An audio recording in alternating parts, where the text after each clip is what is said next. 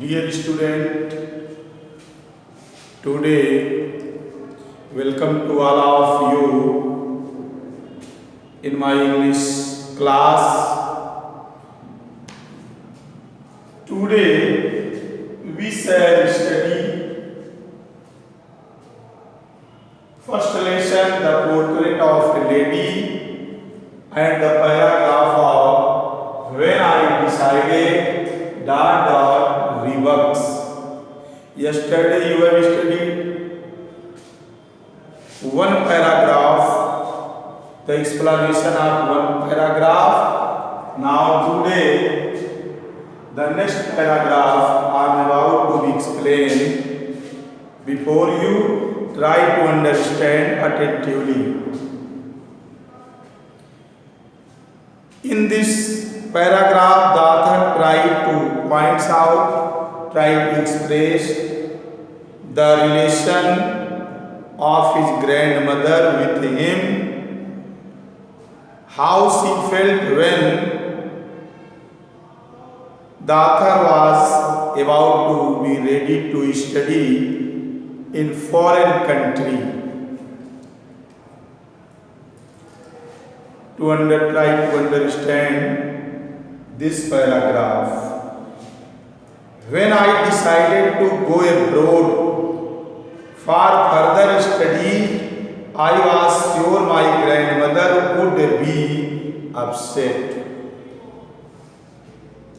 The author decided to go to studies in foreign countries, but this news, whenever his grandmother heard, she did not become upset.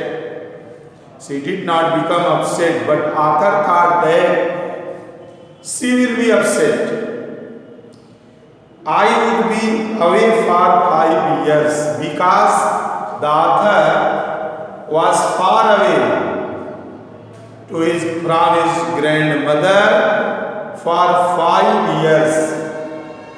Writer ने सोचा, जब वो विदेश आगे की पढ़ाई के लिए विदेश जाने के लिए सोचा, तो सोचा कि हो सकता है कि मेरी दादी माँ को थोड़ा कष्ट हो, लेकिन ऐसा कुछ नहीं हुआ। और जबकि ये सोच रहा था कि हो सकता 5 वर्ष के लिए वो बाहर पढ़ने जा रहा है, कहीं उसकी दादी दुखी हो, डिस्टर्ब हो, परेशान हो, and at her age one could never tell. But the author couldn't tell about her future.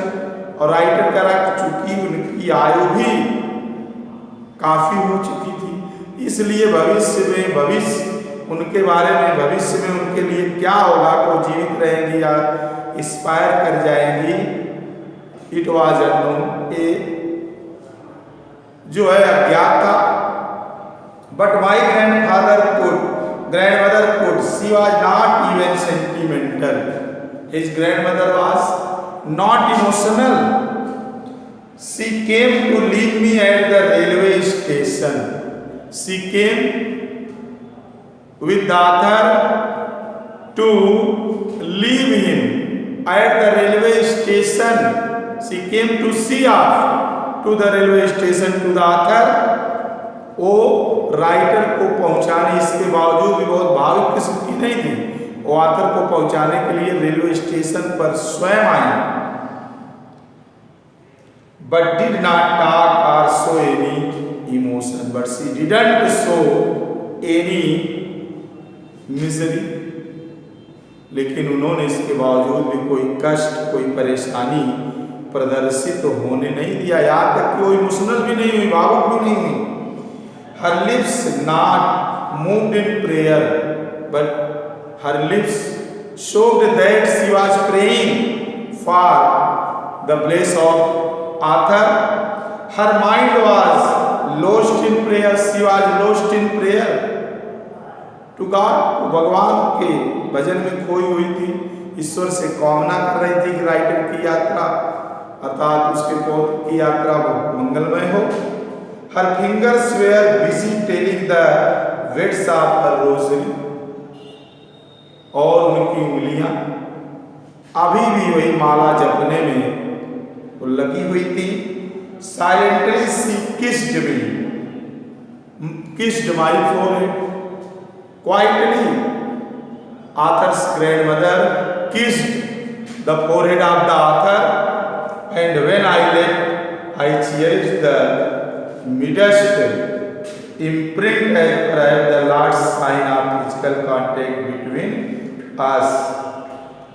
और कहता है आतर की मैंने नम आंखों से, दुखी आंखों से अपनी दादी माँ से विदा लिया, और शायद उसको लगता था it was the last of the physical relation between his grand mother, कि वास्तव में ऐसा उसको लगता था कि मेरी दादी माँ से अब पुनः शरीर के रूप में हो सकता है कि संपर्क या मिलन ना हो सकते, क्योंकि 5 वर्ष के बाद वो जब वापस आएगा तो वो जीवित रहेंगी या नहीं रहेंगी इसकी कोई गारंटी नहीं थी। But that was not and so, but it was not happened. She was alive. जबकि ऐसा कुछ हुआ नहीं। वो 5 वर्ष के बाद जब आकर वापस आया तो वो जीवित थी। After 5 years I came back home and was met her at the station. Whenever he got down at the station at that time, he saw that his grandmother was standing before him to receive him. देखा कि उसकी दादी माँ वो station पर उसको receive करने के लिए खड़ी थी। She did not look day older, और देखने से ऐसा नहीं लगा वो एक दिन भी, जैसे लग रहा था कि एक दिन के लिए भी वो बूढ़ी नहीं हुई, एक दिन भी उनकी उम्र बढ़ी ही नहीं, वो जैसी थी उसी उम्र की दिखाई पड़ रही। She still had no time for words, but she didn't speak anything. उनके पास बोलने के लिए कोई शब्द ही नहीं था। And while she slapped me in her arms, at the last time, his grandmother hugged him. और इसके बाद उसकी दादी माँ ने राइटर को गले लगा लिया। And could hear the resting her prayers. लेकिन वो इसके बाद भी मन ही मन ईश्वर से प्रार्थना कर रही थी। Even the first day of my arrival, और वास्तव में यह मेरे आगमन का प्रथम दिन भी था। Her happiest moments were with her approach, whom she fed longer and with the previous rebuffs, and his grandmother. अंत में राइटर कहता है his grandmother kissed his forehead and moment with her approach with the fed longer and with her previous rebuffs. और writer कहता है कि इसके बावजूद भी वो बहुत प्रसन्नता के साथ उस गौरैयों के बच्चों को दाना चुगा रही थी, अपना काम करने लगी थी, और काफी समय तक उन गौरैयों के बीच उन्होंने दाना चुगाने का कार्य किया। इस तरह से आथर और उसके ग्रैंड मदर के बीच के जो संबंध थे वो पुनः निश्चित रूप से रिफ्रेश हो गए। That's all, dear student.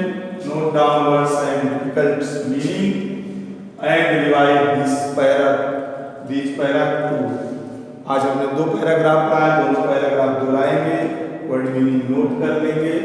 तो इस प्रकार ये आज का जो आपका लेसन है, अभी लेसन थोड़ा आगे चलेगा, अभी तो है जो 2 पैराग्राफ आज हमने पढ़ा है उसको अच्छी तरह से रिवाइज कर लीजिएगा। That's all, thank you.